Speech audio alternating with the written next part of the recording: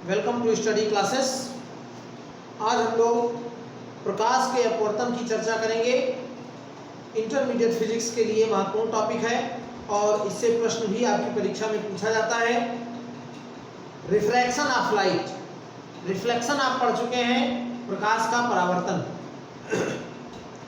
परावर्तन उसी माध्यम में होता है और अपवर्तन दूसरे माध्यम में होता है। प्रकाश के परावर्तन का मतलब हुआ कि प्रकाश किसी चमकदार चिकनी सतह से टकराकर पुनः उसी माध्यम में वापस लौट जाने की घटना को प्रकाश का परावर्तन कहते हैं। जबकि रिफ्रैक्शन ऑफ लाइट यानी प्रकाश के अपवर्तन का मतलब हुआ कि जब प्रकाश की किरणें एक पारदर्शी माध्यम से दूसरे पारदर्शी माध्यम में जाती हैं तो उनकी दिशा बदल जाती है।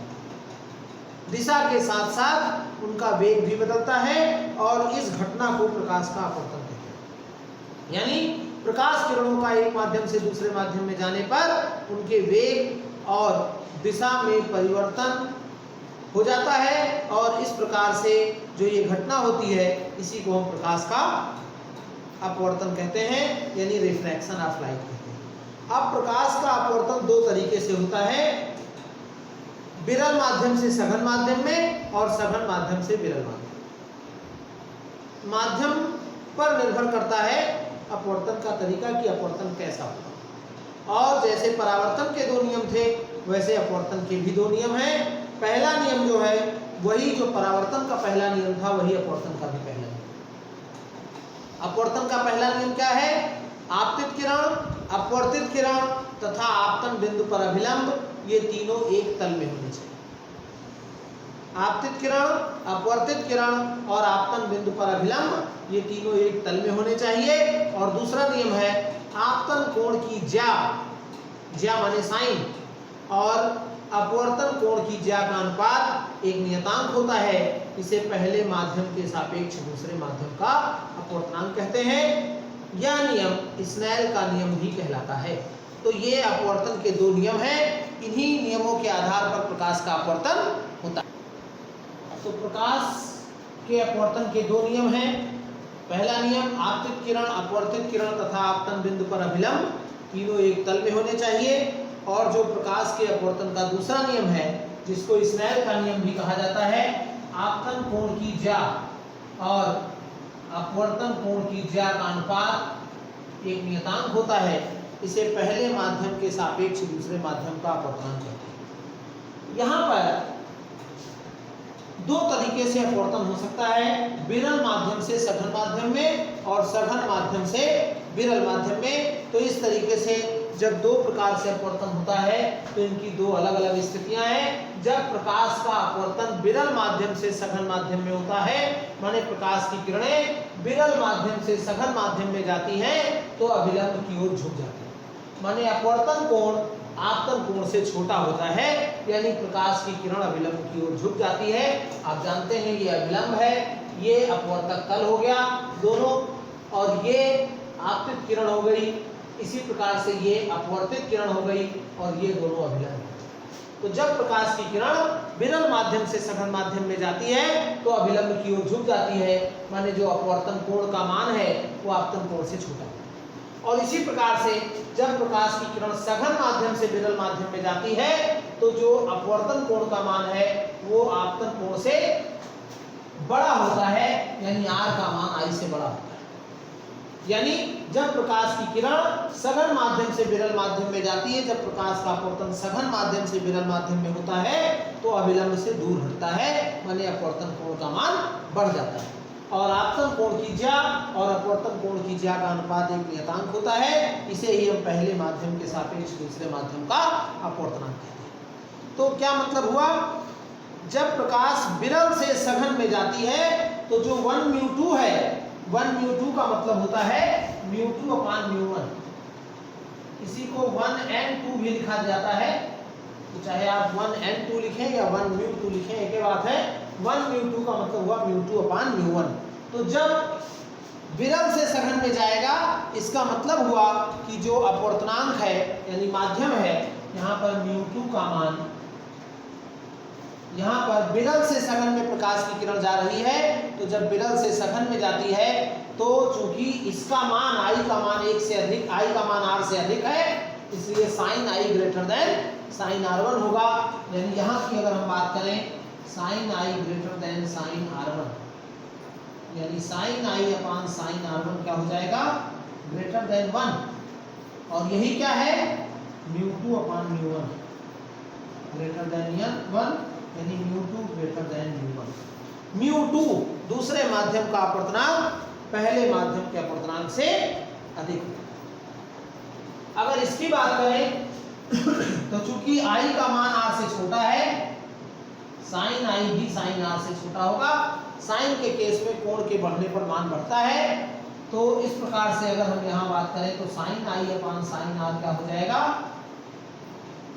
लेस देन 1 होगा, और यही होता है μ2 अपान μ1 लेस देन 1, यानी μ2 लेस देन μ1। यहाँ μ2 ग्रेटर देन μ1 आया था और यहाँ μ2 लेस देन μ1 आया, और इस प्रकार से हम सघन से विरल और विरल से सघन की बात करते हैं। अब अगर प्रकाश किरणों की उत्क्रमणीयता देखें, रिवर्सिबिलिटी ऑफ लाइट देखें, तो 1 μ2, यानी अगर पहले माध्यम से दूसरे माध्यम में जा रही है प्रकाश की किरण, तो 1 μ2 क्या होगा, sign I upon sign R। अब अगर दूसरे से पहले में जा रही है वापस, तो 2 μ1 क्या होगा, sign R upon sign I हो जाएगा। उसी तरीके से क्योंकि अब आपतन कोण R हो जाएगा और अपवर्तन कोण I हो जाएगा, और अगर हम इनको गुणा करें तो 1 μ2 × 2 μ1 इक्वल टू 1 हो जाता है, ये कैंसिल आउट हो जाएगा। और यहाँ से आपको एक फार्मूला मिलेगा कि 1 μ2 इक्वल टू 1 अपान 2 μ1। इसकी बहुत जरूरत पड़नी है अगर वायु के सापेक्ष किसी माध्यम का अपवर्तनांक दिया है, या हम ये कह सकते हैं जल के सापेक्ष कांच का अपवर्तनांक दिया है और हमको कांच के सापेक्ष जल का अपवर्तनांक निकालना है, तो उलट जाएगा। यानी अगर हमारे पास W μg दिया है, W μg बराबर 1/g μw, ये हम लिख सकते हैं। तो इन नियमों का प्रयोग करेंगे। अगर यहीं पर 3 माध्यम है, तो 3 माध्यम है अगर, तो उनके लिए फार्मूला क्या हो जाएगा, 1 μ2 2 μ3 3 μ1 इक्वल टू 1। पहले के सापेक्ष दूसरे का अपवर्तनांक, दूसरे के सापेक्ष तीसरे का अपवर्तनांक, और तीसरे के सापेक्ष पहले का अपवर्तनांक, इन तीनों का गुणनफल 1 के बराबर है। यहाँ पर आपने एक बहुत महत्वपूर्ण बात देखी कि प्रकाश की किरणें जब सघन माध्यम से विरल माध्यम में जाती हैं, तो जो अपवर्तन की क्रिया होती है उसके अंतर्गत अपवर्तन कोण का मान आपतन कोण से बड़ा होता है, यानी प्रकाश की किरण अभिलंब से दूर है। अब कुछ ऐसी विशेष परिस्थिति है कि अगर हम इस कोण को बढ़ाते जाएं, तो एक विशेष कोण ऐसा होता है जिस पर अपवर्तन कोण का मान बढ़ते बढ़ते 90 अंश हो जाता है, और इसी कोण को क्रिटिकल एंगल या क्रिटिकल इंसिडेंट एंगल यानी क्रांतिक कोण कहते हैं। तो हमको ये एक टॉपिक समझना है, क्रांतिक कोण और पूर्ण आंतरिक परावर्तन, critical angle and total internal reflection. पूर्ण आंतरिक परावर्तन क्या है, इसकी हम चर्चा करते हैं। पूर्ण आंतरिक परावर्तन क्या है, क्रांतिक कोण और पूर्ण आंतरिक परावर्तन। क्रांतिक कोण का मतलब हुआ कि जब हम प्रकाश की किरण को सघन माध्यम से विरल माध्यम में पहुंचाते हैं, माने प्रकाश का अपवर्तन जब सघन से विरल में होता है, तो ऐसी स्थिति में प्रकाश की किरणें अभिलंब से दूर हटती हैं। दूर हटने का मतलब क्या हुआ कि जो रिफ्रैक्शन एंगल है वो इंसिडेंट एंगल से बड़ा होता है। प्रकाश का अपवर्तन कोण, अपवर्तन की क्रिया में बनने वाला अपवर्तन कोण आपतन कोण से बड़ा होता है। कब, जब सघन से विरल में प्रकाश की किरणें जाती हैं। अब अगर हम इस आपतन कोण को और बढ़ाएं, तो अपवर्तन कोण और बढ़ेगा, और बढ़ाते बढ़ाते हम ऐसी स्थिति में ले आए कि एक विशेष कोण के लिए हमको आपतन कोण का मान 90 अंश मिल जाएगा। सघन माध्यम में वह आपतन कोण जिसके लिए विरल माध्यम में अपवर्तन कोण का मान 90 अंश हो जाता है, उसी को हम क्रांतिक कोण कहते हैं, यानी क्रिटिकल एंगल कहते हैं। क्रांतिक कोण सी से प्रदर्शित कर देते हैं। कुछ स्थानों पर इसको आईसी से भी लिख दिया जाता है, क्रिटिकल इंसिडेंट एंगल। तो क्रांतिक कोण क्या है? जब प्रकाश सघन माध्यम से विरल माध्यम में जाता है तो अभिलंब से दूर हटता है। सघन माध्यम में वह विशेष आपतन कोण जिसके लिए विरल माध्यम में अपवर्तन कोण का मान 90 अंश हो जाता है, उस विशेष आपतन कोण को हम क्रांतिक कोण कहते हैं। अब अगर हम इस आपतन कोण को और बढ़ाएं, जब C के मान को और बढ़ाएंगे तो प्रकाश अब विरल माध्यम में नहीं जाएगा, यहाँ से प्रकाश फिर उसी माध्यम में वापस लौट जाएगा और इस घटना को ही पूर्ण आंतरिक परावर्तन कहते हैं। मतलब ये तो सघन से विरल में प्रकाश जाने की बात थी, यहाँ क्रिटिकल इंसिडेंट एंगल दिखाया गया है, क्रांतिक कोण दिखाया गया है, और ये घटना जो है तीसरी स्थिति बनाई गई है, ये टोटल इंटरनल रिफ्लेक्शन की बात हो रही है, यानी पूर्ण आंतरिक परावर्तन की बात हो रही है। तो इस तरीके से पूरा प्रकाश उसी माध्यम में परावर्तन के नियमों के अनुरूप ही परावर्तित हो जाता है और इसी घटना को हम पूर्ण आंतरिक परावर्तन कहते हैं। फिर एक बार देखते हैं क्रांतिक कोण क्या है। जब प्रकाश सघन से विरल में जाता है तो अभिलंब से दूर हटता है और इस प्रकार से अपवर्तन कोण का मान आपतन कोण से बड़ा होता है। अगर हम सघन माध्यम में आपतन कोण को बढ़ा दें तो विरल माध्यम में अपवर्तन का कोण का मान सघन माध्यम में एक विशेष आपतन कोण के लिए 90 अंश हो जाता है और इसी विशेष आपतन कोण को हम क्रिटिकल इंसिडेंट एंगल या क्रिटिकल एंगल क्रांतिक कोण कहते हैं तथा सी से प्रदर्शित। जब प्रकाश सघन से विरल में जाता है तो अगर हम आपतन कोण को क्रांतिक कोण से बढ़ा दें तो जैसे ही आपतन कोण का मान क्रांतिक कोण से बढ़ाया जाता है पूरा प्रकाश सघन माध्यम में ही वापस लौट जाता है और सघन माध्यम में पूरे प्रकाश के वापस लौटने की इस घटना को पूर्ण आंतरिक परावर्तन कहते हैं, टोटल इंटरनल रिफ्रैक्शन। इसकी दो शर्तें हैं। एक शर्त यह है कि प्रकाश सघन से विरल में जाना चाहिए, दूसरी शर्त है कि I का मान C से बड़ा होना चाहिए, I greater then C। I का मान C से बड़ा होना चाहिए, इंसिडेंट एंगल क्रिटिकल एंगल से बड़ा हो, और दूसरी बात है कि सघन माध्यम से विरल माध्यम में प्रकाश जा रहा हो तो पूर्ण आंतरिक परावर्तन की घटना देखी जा सकती है। पूर्ण आंतरिक परावर्तन में जो पदार्थ है या हम ये कह सकते हैं कि जब ये घटना होती है तो हमको बहुत चमकता हुआ दिखाई देता है, माने ऊर्जा की हानि बिल्कुल भी नहीं होती है, पूरा प्रकाश उसी माध्यम में रिफ्लेक्ट हो जाता है। यानी हम बात कर रहे थे रिफ्रैक्शन की और हम पहुंच गए रिफ्लेक्शन पर। अपवर्तन की बात कर रहे थे और अपवर्तन न होकर यहाँ पर परावर्तन होने लगता है। इस प्रकार की घटना को पूर्ण आंतरिक परावर्तन कहते हैं। अपवर्तनांक और क्रांतिक कोण में संबंध क्या होगा? अपवर्तनांक म्यू को आप n भी लिख सकते हैं तथा क्रांतिक कोण C में संबंध। हम यहां पर अगर सघन माध्यम को 2 पढ़ें और विरल माध्यम को 1 पढ़ें, यानी विरल माध्यम को हम 1 पढ़ रहे हैं, सघन माध्यम को 2 पढ़ रहे हैं, तो 2μ1 क्या होगा? 2μ1 माने दूसरे माध्यम के सापेक्ष पहले माध्यम का अपवर्तनांक, सघन माध्यम के सापेक्ष पहले विरल माध्यम का अपवर्तनांक sin I upon sin R।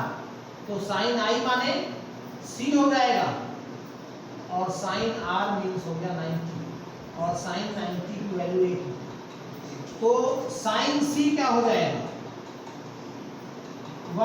2μ1 के बराबर, यानी 1μ2 क्या होगा? 1 अपान sin C। 1μ2 बराबर 1 अपान sin C हो जाता है और 1μ2 के अंतर्गत अगर हम बात करें, इस माध्यम को हम वायु ले लें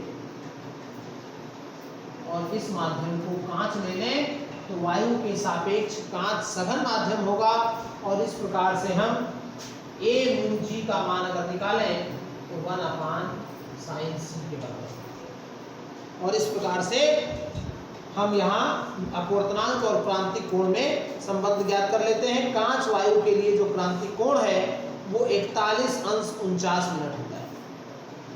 कांच वायु की बात करेंगे तो कांच सघन माध्यम हो गया, वायु विरल माध्यम हो गया, और कांच वायु माध्यम के लिए जो हमारा क्रांतिक कोण होगा वो 41°49' होता है। इसी प्रकार से जल वायु की बात करें तो जल वायु के लिए 48°39' होता है, 48°39', और कांच वायु की बात करें तो 41°49', 41°49'।